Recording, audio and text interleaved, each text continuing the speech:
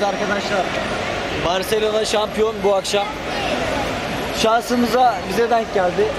Şu anda Barcelona'nın şampiyonluğunu kutladığı alana gidiyoruz. Polis kontrolünden geçtik. Garantla Caddesi'nde Çeşme'nin önünde toplanıyorlar zaten her galibiyetten sonra. Şu anda da oradalar. Oraya doğru yürüyoruz.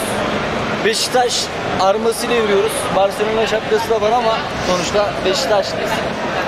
Bakalım bu gece bizi neler bekliyor göreceğiz. Barcelona'yı tebrik ediyoruz. Beşiktaş zaten bizim her zaman gönlümüzün şampiyonu. Bizim canımız, ciğerimiz. Sıkıntı yok.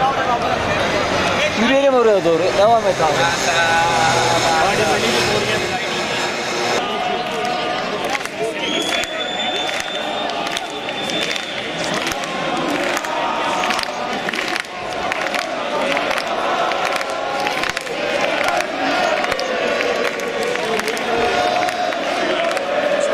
Şampiyon Beşiktaş, şampiyon Barcelona.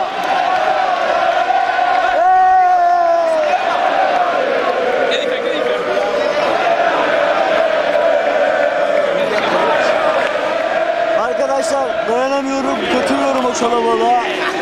Videoya son veriyorum.